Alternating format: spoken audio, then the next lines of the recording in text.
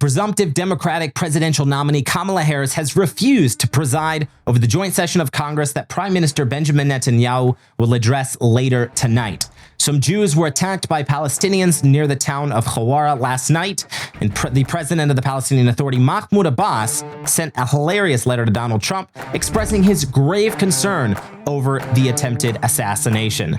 This ought to be good. I'm Josiah, and this is the Israel Guys. Yesterday started the 3 weeks here in Israel known as the Dire Straits, when the nation of Israel remembers the destruction of the Holy Temple in Jerusalem.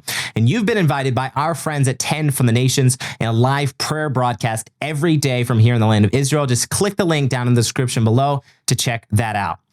All right, so Arabs attacked Jews outside the Palestinian town of Huwarrah just last night. So some Jews who were driving to their homes in northern Samaria, right around where our studio is here in Israel, were attacked by Palestinians who threw stones at their vehicles. Now, this is 10 minutes from where our studio is located, this Palestinian town of Huwarrah, and I drive through this area nearly every single day of the week. And there have not been many incidents here in this town in the last several months since Israel finished and opened a bypass road that completely skirts this Palestinian town because it was becoming such a volatile and violent place. Last year, this town, Huwarrah, you probably recognize it, was the scene of many, many terror attacks, several of which I was very, very closely connected to. Now, the bypass road seems to have cut down in the number of incidents and attacks by Palestinians against Jews in the area, but it certainly didn't solve the problem. It just put a Band-Aid on the actual problem. What's the actual problem? The actual problem is not that Jews drive through Huwarrah. The actual problem is that the Palestinians of Huwarrah and the majority of Palestinians that live in Judea and Samaria, or what the world calls the West Bank, want to wipe the Jews off the face of the map. That's the problem. And a bypass road is just, it's creating safety for the Jews that live here because they can go around, but it's not taking care of the problem, which is that these people hate Jews and they want to see every Jew wiped off the map and kicked out of the land of Israel, pushed into the sea, as everyone on the college campuses like to chant from the river to the sea. Palestine will be free. They're talking about the ethnical cleansing of Jews from the land of Israel, the entire area from the Jordan River to the Mediterranean Sea. All right, so Kamala Harris, the presumptive Democratic nominee for president, has just refused to preside over Bibi's speech to Congress. Excuse me, she didn't just refuse. She refused actually before President Biden stepped down and she became the seemingly next nominee for the Democratic Party for president. So Prime Minister Benjamin Netanyahu is scheduled to address a joint session of Congress tonight. And the Vice President of the United States, our Vice President, wonderful word salad Kamala Harris, has refused. And she's not going to be there, apparently, unless she changes her mind at last minute. But she's not planning to be there. And if you watch Ben's show yesterday, this is yet another snub from the Biden administration to Israel, many of them coming after Prime Minister Benjamin Netanyahu and his wife arrived in Israel yesterday. Every week, our team at the Israel Guys have the privilege of traveling throughout this gorgeous country to biblical places like Jerusalem, Judea, Samaria, and the Galilee.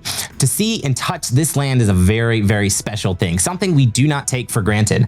Our friends behind the movie I Am Israel know that so many of you are dreaming of touching the land of the Bible, and they've created a way for you to do that every day. Designed especially for women of faith, jewelry by I Am Israel will give you a stylish and elegant way to wear a piece of the promised land wherever you go. Faith like a mustard seed necklaces and earrings contain soil from the mountains of Jerusalem and a mustard seed from the fields of Bethlehem. Flowers of the Field necklaces contain a unique selection of flowers that were grown and cut right here in the land of Israel. Every piece is skillfully handcrafted and inspired by the words of the Bible. So if you're a woman who values both style and the land where Jesus walked, or a guy like us who doesn't know much about jewelry but knows that the women in your life would absolutely love these, visit the jewelry section at IamIsraelFilm.com or simply click the link in the description below to get yours today. So you would think, as a sensible move for Kamala Harris here, if she's trying to become, the Democratic nominee, which seems very likely she will be, it seems like she would want to boost her public image. Like, it seems very likely she's become the nominee, but then she has to become president after that, right? She has to beat Donald Trump in the election in November in order to become the actual president of the United States.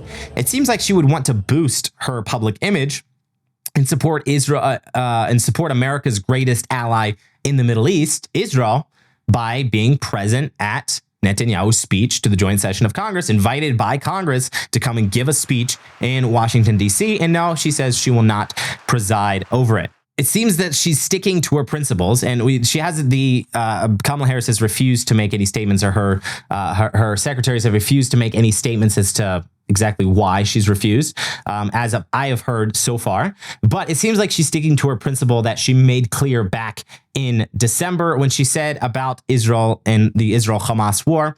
She said, quote, "As Israel defends itself, it matters how. Too many innocent Palestinians have been killed. Frankly, the scale of civilian suffering and the images and videos coming from Gaza are devastating." So yes, basically, Israel, yes, you can protect your children from being brutally tortured and murdered by barbaric rapists, but you can only defend your children in a certain way, okay? It only can be in a certain way you can defend. Otherwise, if you do it in this way, then you have to let your children die, okay? That's just the way it is. Guys, this is absolutely despicable stuff, when really all you have to do to see the reality of what is happening is to open your literal eyes and just look at what is actually happening. But unfortunately for Kamala Harris, that might be a little too much. Excuse me. We have to unburden ourselves from what has been. Unburdened by what has been. What can be unburdened by what has been. That's exactly what we need to do, right? Sorry, I couldn't help doing that one. This last thing I wanted to share with you guys, and I thought it was both funny and also disturbing at the same time, was this letter sent by the president of the Palestinian Authority, Mahmoud Abbas, to President Trump after his assassination attempt, after the assassination attempt on Donald Trump. I'm not saying that Mahmoud Abbas was behind the assassination attempt. Do not think that's very likely or that was possible. Could be a theory, I guess. But this is the perfect example of the gross hypocrisy of the Palestinian Authority. So Trump just posted this letter on Truth Social this morning. This is from Mahmoud Abbas, the president of the Palestinian Authority, the governing Palestinian body in Judea and Samaria, which is they're very incapable and very underperforming, you could say, underperforming government, sent this letter to Donald Trump. Now, I want you, before I read this letter to you, I want you to keep in mind that this is the same Palestinian Authority that just signed a unity government with Hamas, okay? The murderous terrorist organization of Hamas. They just signed a unity government to work in cooperation and have a unity government with Hamas, okay? So here goes the letter to Mr. Donald Trump. Your Excellency, it is with grave concern that I've received news and later on watched footage of your attempted assassination. Acts of violence must not have a place in a world of law and order. Respect for others with tolerance and valuing of human life is what must prevail. Despicable acts of attempted or successful assassinations are acts of weakness with failed understandings of peaceful measures to resolve conflicts. Differences must be resolved through communication with freedom of expression. Our thoughts are also with the families of those who lost their life and were injured. Wishing you strength and safety from Ramallah. Respectfully, Mahmoud Abbas, the president of the state of Palestine, but there's no such thing as the state of Palestine. Wow. First of all, I thought it was hilarious because it is with grave concern that I've received the news of your attempted. Mahmoud Abbas would like nothing better if Trump actually was assassinated. Trump was an absolute nightmare and headache for the Palestinians because he was tough. He was tough on the Palestinians. He stopped money that was going to the Palestinians because they were paying terrorists to kill Jews. Trump was very, very tough on Mahmoud Abbas. Mahmoud Abbas does not like Trump in the absolute least.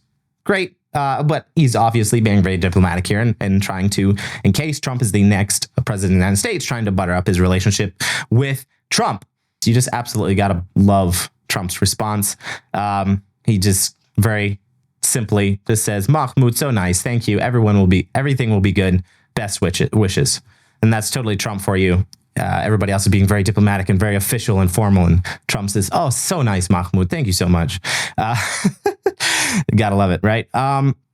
Okay, here's the serious part, and here's the real despicable hypocrisy that just drives me up the wall. And unfortunately, you see this all over the world. It's not just, but unfortunately, with the Palestinians, everybody is rooting for them. Everybody is on their side. Everybody is just crying the sob story of the Palestinians.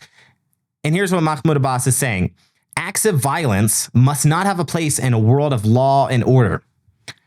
The Palestinian Authority just signed a unity government with Hamas, the same Hamas who masterminded and carried out the October 7th massacres on innocent Israelis.